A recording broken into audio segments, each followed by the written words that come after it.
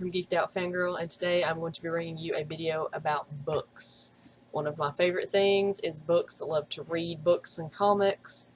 So I'm going to be talking today about some crime and mystery books that I have in my massive book pile, my little library in my bedroom.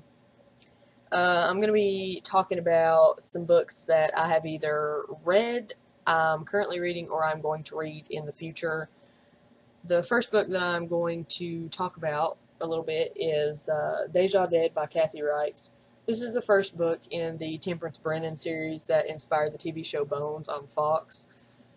If you've watched Bones before, you know what I'm talking about. You know the characters. You know how Brennan is on the show. She's very kind of anal, very honest, doesn't really care what she says, doesn't care if she hurts people's feelings or not. You know, she knows that she's smart, knows that she's attractive, and it kind of gets on people's nerves a little bit, but she's very socially awkward, and she doesn't get it, but she eventually a little bit starts to come out of it. But from, just reading the synopsis on the back of this book, I'm only about a little over 2 chapters into this book, so I'm not really in it enough to know the premise of the book or the series yet, but I've done a little bit of research on Goodreads and Amazon, before I bought these books, because I honestly had no clue that Bones was based off of books. I had no clue that the show came from books, much like another book I'll be talking about here in a little bit, the Rizzoli Isles series. Didn't have a clue that they were based off books either, but,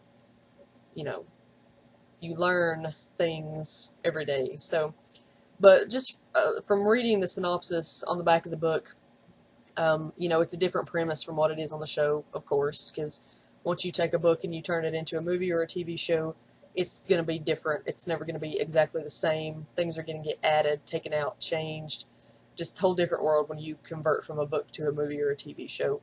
But according to the synopsis on the back of this book, she works in Quebec, and the show she works in Washington, D.C., in this big laboratory. But in the book, she works in Quebec, Canada. She apparently was married before in North Carolina and left. She has a daughter, so just a completely different premise, but one that I'm looking forward to learning about, because I love going and seeing how things are different from, a show and a book or a movie, because books are always better. But, I have high expectations for this book because I am seriously addicted to this TV show right now. I seriously don't know why I waited, 10, almost 11 years to watch this show, but thank goodness for Netflix is all I'm going to say. Next book I have here, The Surgeon by Tess Garrison. This is the first book in the Rizzoli Isles series. If you've ever watched Rizzoli Isles on TNT, then you'll know, about these characters, and you know how they are on the show. Like I said, I had no clue that show, that Rizzoli Isles, came from books, but I've read the first 2 books. I've read The Surgeon and The Apprentice, and those 2 books, basically, they focus on, if you watched the show, Charles Hoyt, which was the big baddie for a couple of seasons that had tried to kill Jane before the show started. And that's basically what the first book is you go back and you get to see exactly what happened to her before the show started, because you get a couple, little flashbacks and tidbits here and there throughout the show of what happened to her. But that's what this book and a little bit of the second book go into, about, Hoyt and where he came from, how he came to be this big bad guy that, is portrayed on the show, if you've watched the show. If not, you can go read the book and you can figure it out for yourself. But it's a little bit of a shock for me, even now going into book 3, to read these books after going 5 seasons of watching the show and not even knowing that these books existed. But it's a completely different world, definitely, in these set of books from the show, because if you watch the show, you know that Jane and Maura are the best of friends. Jane is very close with her family, especially her mom and her brother Frankie, and they were very close as a working team with her and Corsac and Frost, and all that. And it's just very different in the books, because Maura doesn't even come into the books until into book 2, The Apprentice. She doesn't even show up until, a little into that book. And as of that book, I'm going into book 3, and they're still really not friends.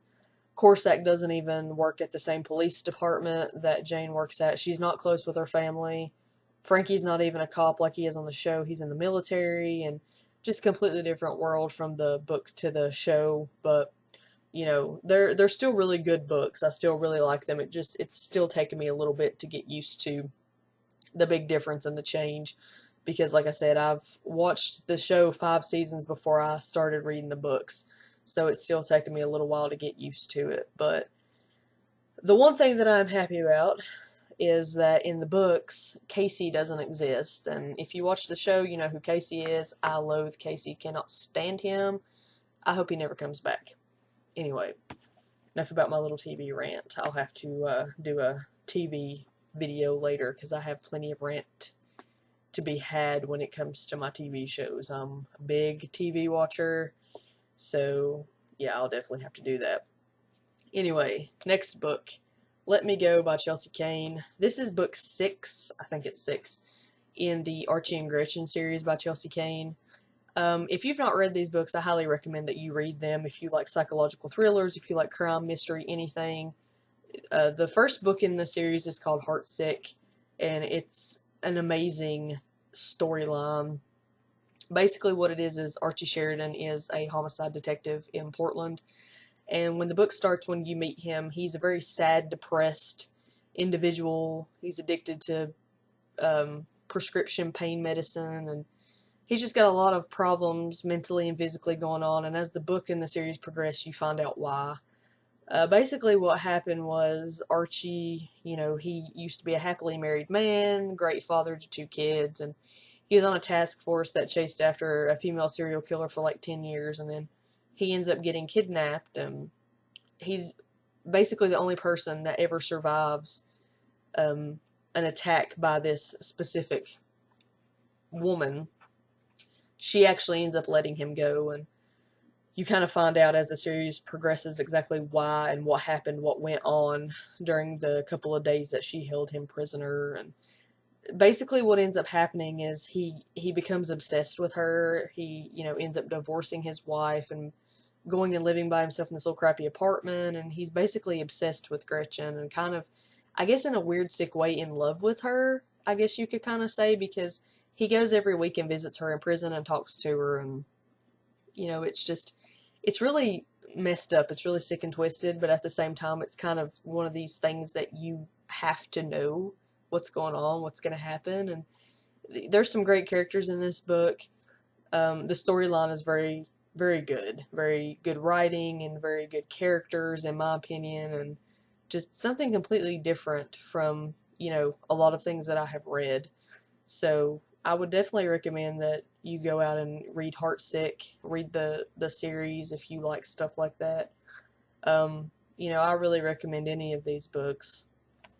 I'm a big book reader, love my books, love my comic books, and love my TV, and especially if, the books inspire a TV show or are inspired by a TV show. If you've ever watched Castle, the Derek Storm and the Nikki Heat books, those are a real thing if you didn't know that. I've actually read almost all of the Nikki Heat books except the one that came out last year, and then there's a new one coming out in September. So I definitely need to finish Raging Heat so I can get Driving Heat when it comes out in September. But, I love my reading, and I definitely love it if it comes from or inspires TV, because, like I said, I'm addicted to Netflix. So, the last book that I have, let me end my little TV rant there. The last book that I have here, I've not read this book yet, but I am very excited to read this book because I have watched all of these movies. Red Dragon by Thomas Harris. This is the book that you meet Hannibal Lecter in. And Red Dragon was actually, I think, the 3rd movie in the Hannibal Lecter series, and it showed how Hannibal got caught. It shows Will Graham, the FBI agent that catches him and puts him in jail. Hannibal almost kills him, I think, but he subdues Hannibal, and Hannibal gets put in prison. If you watch Silence of the Lambs, you see that Hannibal's already in jail. but Red Dragon shows you exactly what happened and how Hannibal ended up in prison.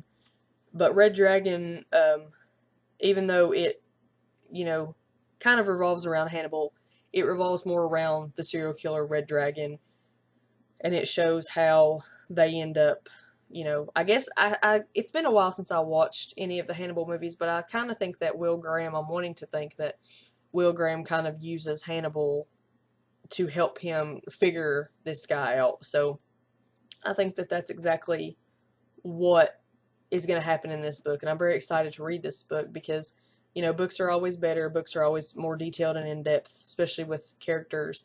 And a character such as Hannibal Lecter, is an iconic serial killer, and, I'm looking forward to seeing exactly how he is portrayed in the written word, to see, what he is like in the book compared to how he was in the movies, because he's pretty ruthless in the movies. So I'm pretty excited to see exactly how those books are. So that's all I have for you guys. Like I said, I'll have to do another video and give you guys some of my TV ranting. God knows my husband and my mom hear enough of that. Drive them crazy, but I'm addicted to my TV shows, and so I'll give you guys a taste of that later on. But for now, that's all I have for you. Hope you guys enjoyed this video. I hope that either if you haven't read these books, that maybe you'll go out and pick them up and, see what you think about them. If you have read them, then that's great because you know exactly what I'm talking about. But that's all I have, and I hope you guys have a great day.